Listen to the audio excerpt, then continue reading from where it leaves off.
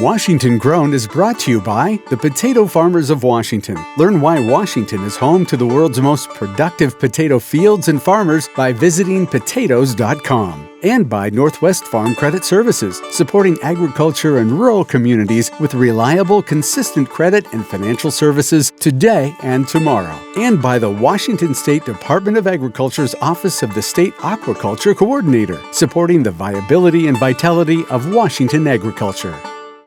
Hi everyone, I'm Christy Goranson and welcome to Washington Grown. Farms come in all shapes and sizes here in Washington State, from thousands of acres to this small but productive farm on just about 2 acres. Today we are celebrating Washington's small farms. We'll visit Twinbrook Creamery, a dairy that works hard to keep the water around it crystal clear. This is full of poo. Yes. Okay. Nutrients. Nutrients. There you go. And Val is visiting Local Roots Farm, a small farm that grows just about everything. Oh my gosh, that just tastes. And I'll cook collard greens at Island Soul, where there's something for just about everybody. We always get that one person, well, you know, I'm a vegetarian. Got you covered. I'm vegan. Got you covered. I'm a meat eater. Really got you covered. Yes, yes. All this and more today on Washington Grown.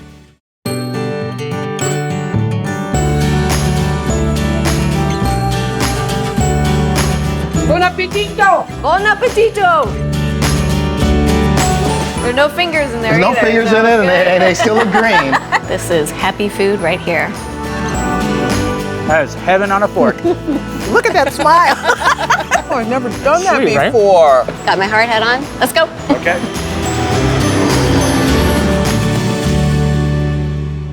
Today we're visiting Island Soul, where great food and incredible rum are all part of an authentic island experience. It's a nice, cool, just relaxing atmosphere. And it just kind of takes you back to Jamaica. Laid back atmosphere, coupled with the rum, the Caribbean food. You know, we try to make it feel like you're somewhere else. You're not in Seattle when you walk into our restaurant.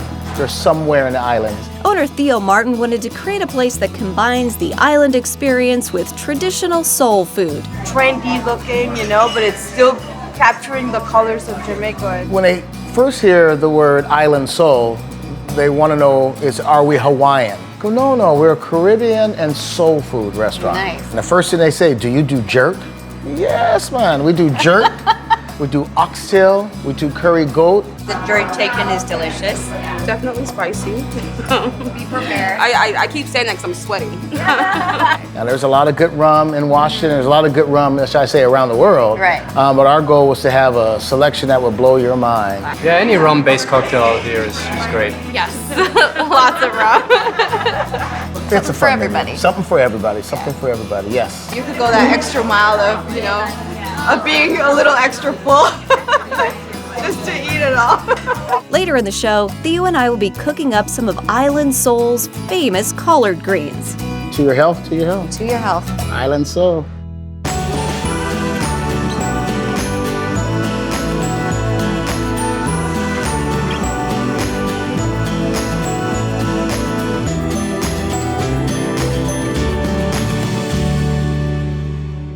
Today, Val's in the Snoqualmie River Valley visiting Local Roots Farm. Here, owner Jason Salvo grows just about everything. It's a beautiful spot here. Tell me about some of the things that you're growing around us. Yeah, so we're a diversified vegetable farm. We grow just about everything you can think of, from arugula to zucchini. Our sort of primary sales outlet is through a CSA, a community-supported agriculture subscription program. Jason explained that they have over 300 members in their CSA. They also sell their produce to numerous restaurants in the Seattle area. And they have an honor system farm stand that's stocked daily. This is all still uncontrolled floodplain.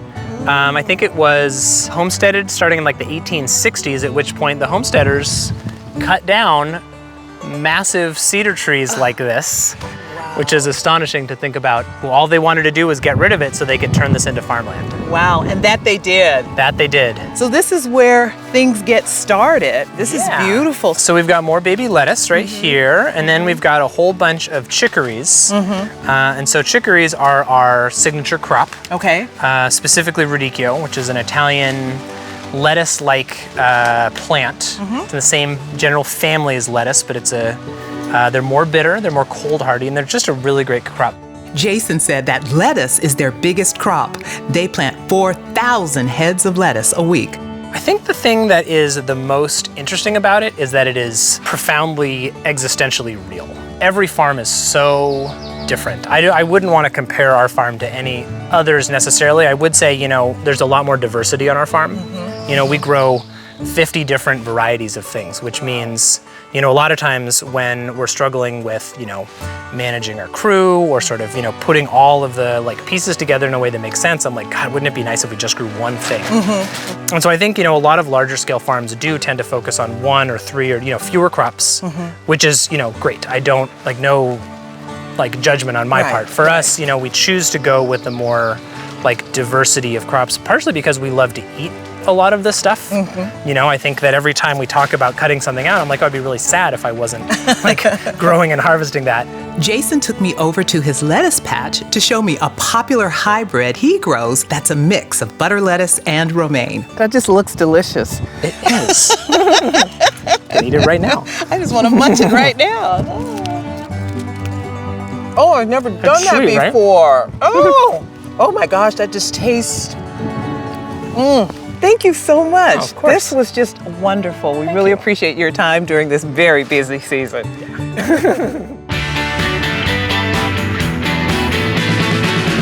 Hey, let's go.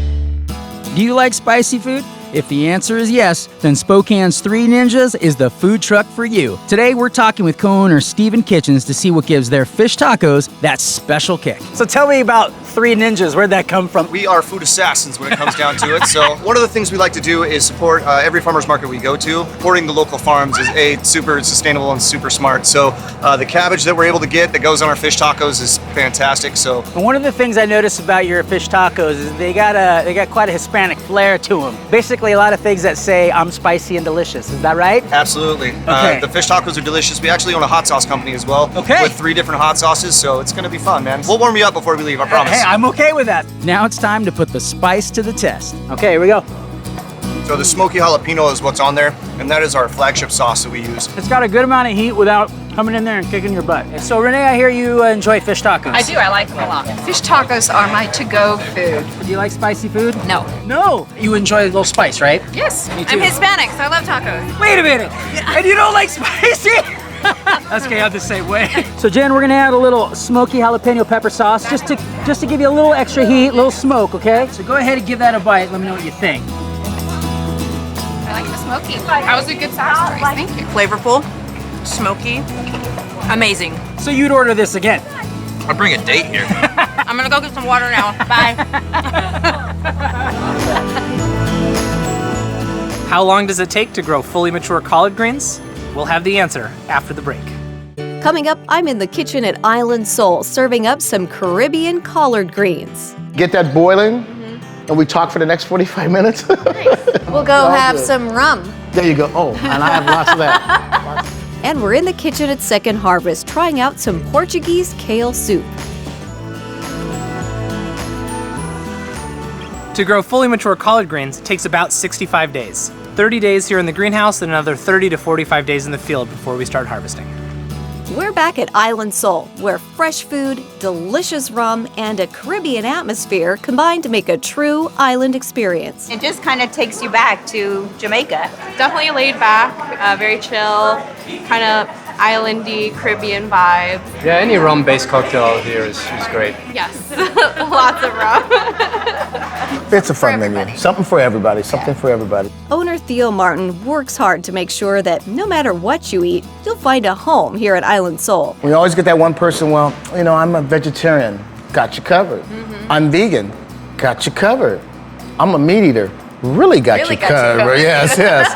It's always a good time, especially if you have some friends to keep you company. You could go that extra mile of, you know, of being a little extra full just to eat it all. You know, we try to make it feel like you're somewhere else. You're not in Seattle when you walk into our restaurant.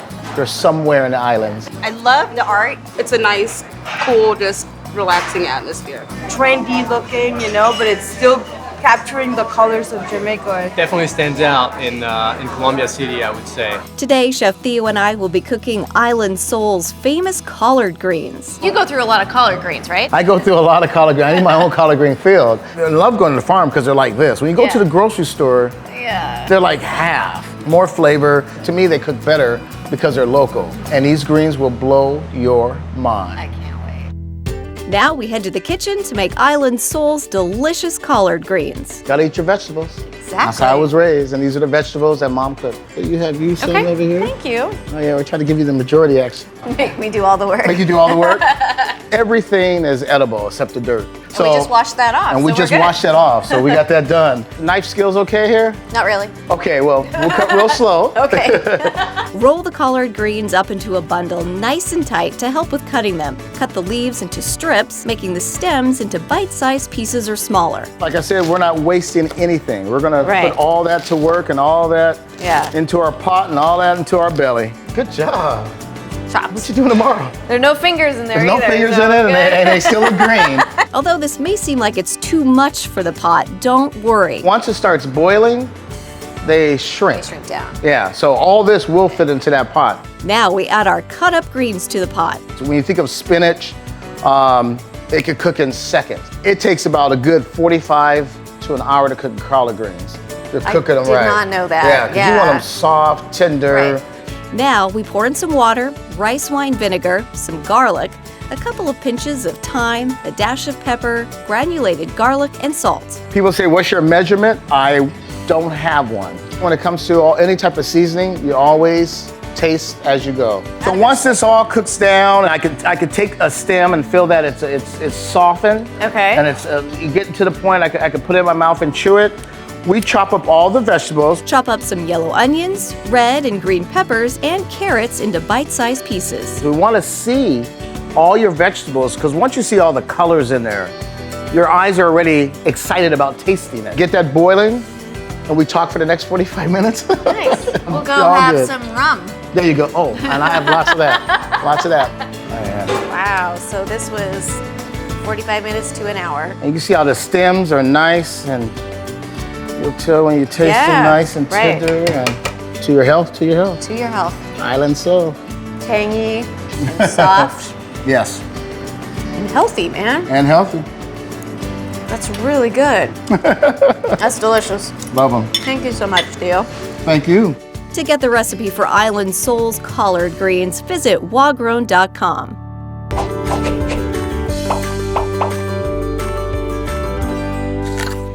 While usually associated with the southern parts of the United States, collard greens can be grown around the country and even in your own backyard.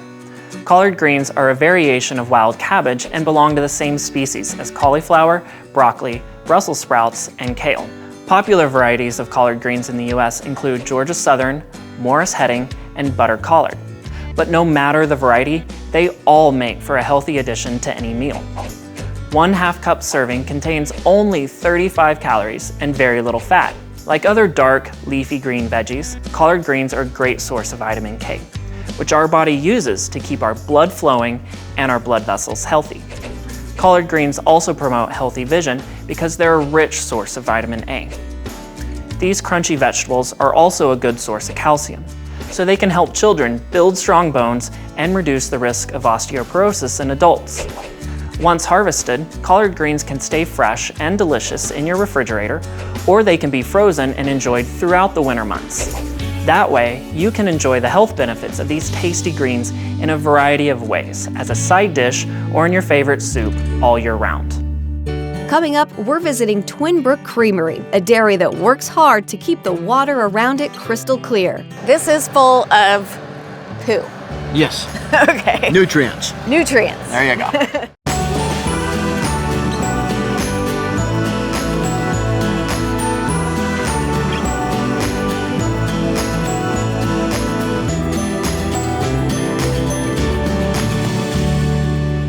We're in the Skagit Valley at Viva Farms, and I'm joined now by the guy in charge, Michael Frazier. Thanks for having us. So tell me exactly what you do here at Viva Farms. Everything, no.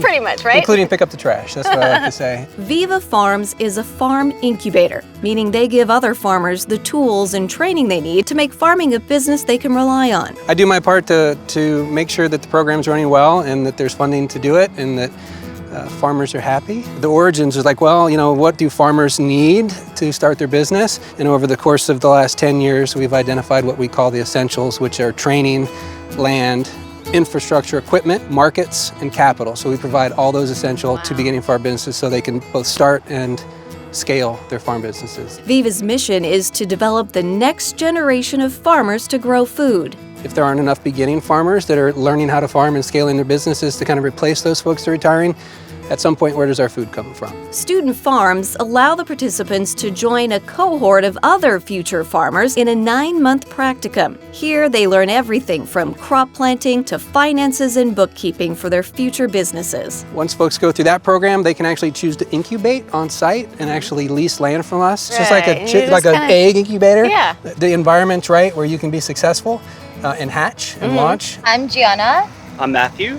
And we're the Crows Farm. So when we first kind of got the idea of starting a farm, we were familiar with the incubator program. So we knew about the concept and we just started seeing if there was any of those kinds of programs in the area, and we found Viva, and then shortly after signed a lease, and 5 years later, here we are. We want to have people prepared for success right out of the gates, because if they start year one and have a certain level of success, they're more likely to actually continue the second year and at some point scale, which is what we've seen since we've implemented that practicum as our prerequisite.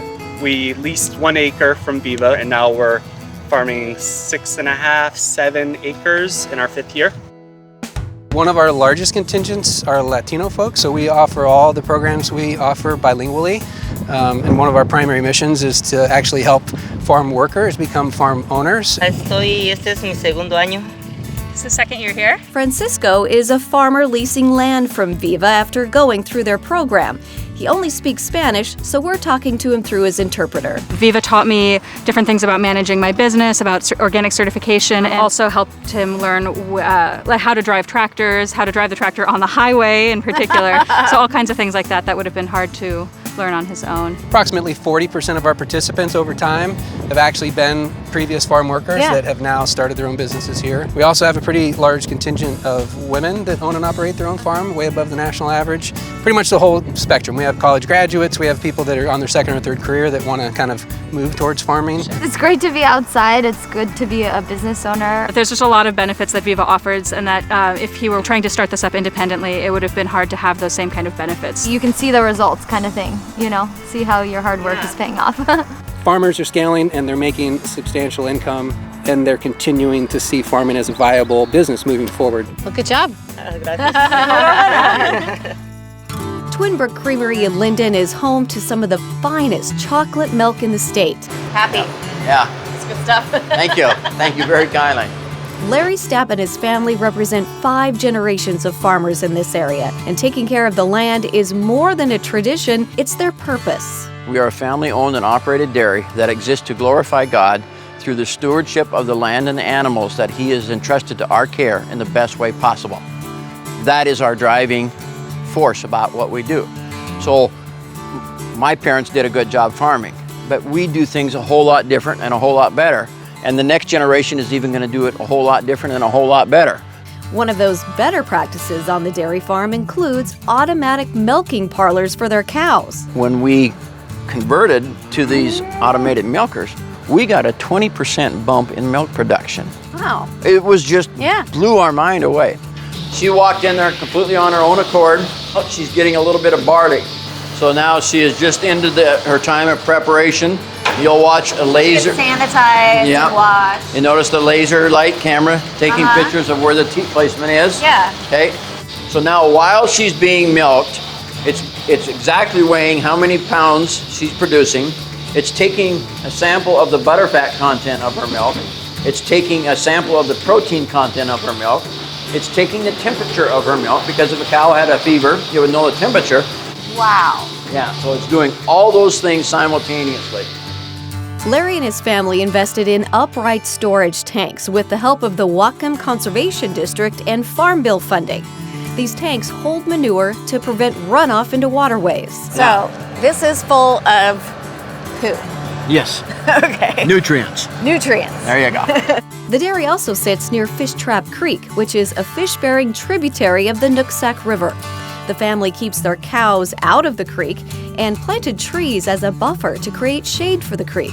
I think dairies, especially here in Whatcom County, are one of the biggest champions of water quality. Dr. Nicole Embertson is the Whatcom County Conservation District's Science and Planning Coordinator. Manure gets a really bad rap as a pollutant, but it's also one of our most important soil amenders.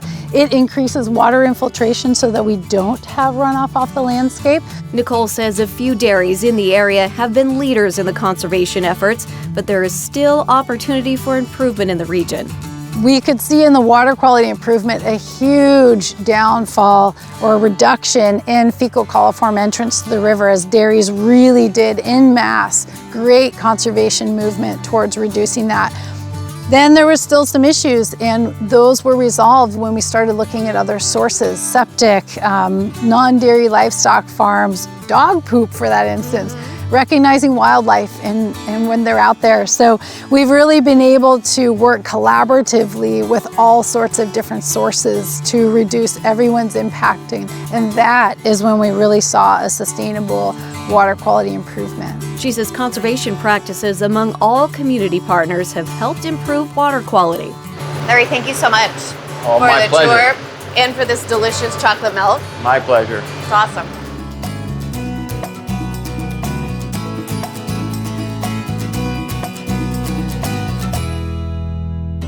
Well, I'm in the kitchen at Second Harvest Food Bank in Spokane, and I'm joined by two very special guests. We have Liz Schneider here, who's a potato farmer down in Pasco. Thank you for joining us. Thank you for having me. Yeah, it's and fun. we have Laurent Zarati. He is the chef and owner of Fleur de Sel Creperie in Spokane. So we get to taste some food today. That's a How's tough that? job. Right. So we are going to taste some food from AllRecipes.com, and we featured AllRecipes.com on Washington Grown before. They're based over in Seattle, and it's just a great website where you can find recipes for just about anything. Anything, yes. Yeah. So today we are going to taste some Portuguese kale soup from John P. He says this is the best Portuguese soup made by my mother, Christina. Kale, who's a kale fan? It must be you. My wife loves it. Your wife loves kale? Patricia loves But you're kale. Sort of on the fence about kale. There's potatoes in the soup, I think. Right? And sausage, I heard. Yeah.